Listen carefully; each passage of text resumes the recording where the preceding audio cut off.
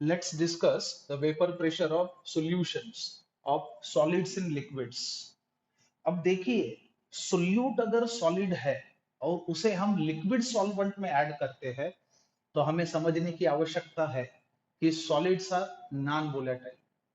तो ऐसे में जो सॉल्यूशन प्रोड्यूस होगा, उस सॉल्यूशन का जो वेपर प्रेशर होगा वो क्लियरली लिक्विड कंपोनेंट के वेपर प्रेशर पे ही निर्भर करेगा, क्योंकि कंट्रीब्यूट करने वाला कंपोनेंट एक ही है, क्योंकि दूसरा जो कंपोनेंट है सोल्यूट हमारा नॉन वोलेटाइल है। सो यहाँ पे देखिए हमने दो फिगर देखे। सबसे पहली बात, एक कंटेनर जिसमें हमने प्योर सॉल्वेंट को लिया, इसको बेल जार से हमने कवर कर लिया। अब प्योर सॉल्वेंट में क्या हो रहा है, इवेपोरेट होने वाले जो मॉलिक्यूल्स है वो प्योरली सॉल्वेंट के मॉलिक्यूल्स यानी सभी के सभी इवेपोरेट होंगे, इसलिए वेपर्स ज्यादा निकलेंगे। ज्यादा वेपर्स अगर है तो प्रेशर भी ज्यादा एक्सर्ट होगा। इसका सीधा मतलब यह है कि प्योर सॉल्वेंट का जो वेपर प्रेशर है वो ज्यादा एक्सपेक्टेड है।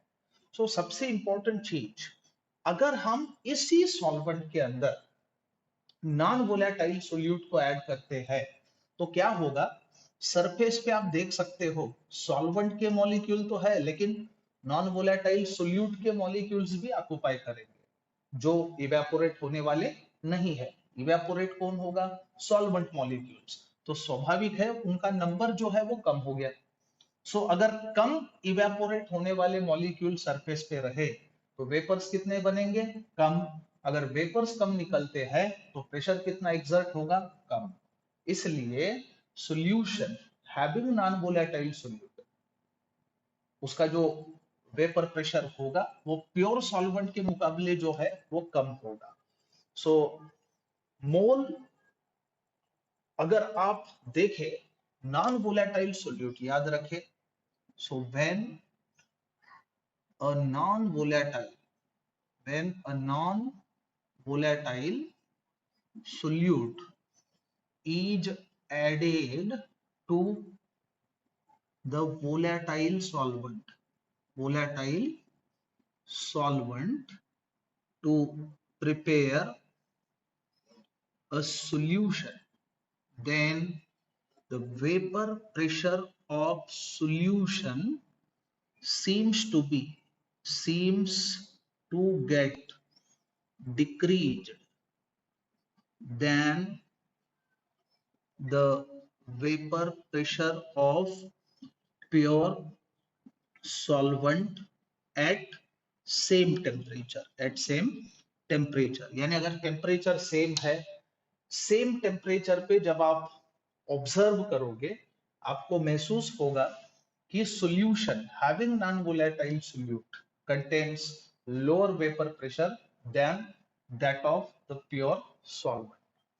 अब यहां पे क्या होगा, याद रखें, एट द सरफेस यानी इन केस ऑफ सॉल्यूशन, याद रखें, इन case of solution having non volatile solute, having non volatile solute, क्या होगा, both solute and solvent molecules are present at surface. याद रखना, जैसे कि हमने यहाँ पे शो किया 1 mole each of solute and solvent in case of solution. अगर दोनों प्रेजेंट रहेंगे, हमें पता है कि सॉल्वेंट ही वोलेटाइल है, सो याद रखे, so only solvent is volatile, दस इस वजह से क्या होगा, vapour pressure of solution decreases, किसके मुकाबले, सॉल्वेंट के मुकाबले, प्योर सॉल्वेंट के मुकाबले। अब याद रखना, जितना नॉन वोलेटाइल सोल्यूट का कॉन्सेंट्रेशन सॉल्यूशन के अंदर ज्यादा होगा उतना ही उस सॉल्यूशन का वेपर प्रेशर जो है वो कम रिकॉर्ड होगा, याद रखे। So greater the amount of non volatile solute in the solution least will be the vapor pressure of solution. अब याद रखिए irrespective of the nature of the solute, irrespective of the nature of solute, यानी number पे ये game चलता है। अब इसमें हम लोग एग्जांपल दे सकते हैं, जैसे हम लोग नॉन वोलेटाइल और नॉन इलेक्ट्रोलाइट सोल्यूट की बात करते हैं, तो याद रखो अगर हम 1 मोल सुक्रोज और 1 मोल ग्लूकोज, देखो जबकि सुक्रोज और ग्लूकोज का मोलर मास अलग अलग है, दो अलग चीजें हैं, लेकिन 1 मोल सुक्रोज को 1 किलोग्राम वाटर में हमने डिसॉल्व करके सॉल्यूशन प्रोड्यूस किया। On other hand, 1 mole glucose is dissolved in 1 kilogram of water to form another solution. तो nearly under identical conditions of temperature and pressure हमें देखने को मिलता है कि दोनों solutions का वेपर प्रेशर लगभग सेम है। सो याद रखें, if 1 mole of sucrose is dissolved in 1 kg of water and 1 mole of glucose, अब दूसरा सोल्यूट हम लेते हैं, is dissolved in 1 kg of water to form two solutions, then vapor pressure of both solutions are nearly same under identical conditions।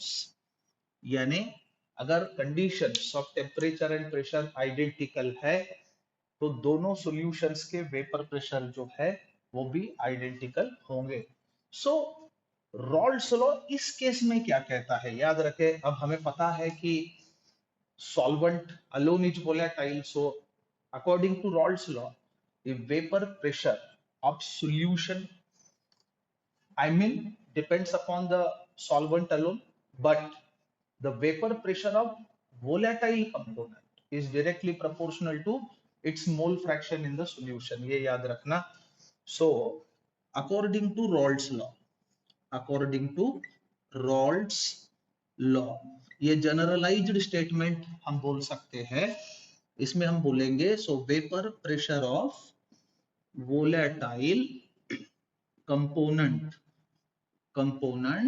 in a solution is directly proportional to its mole fraction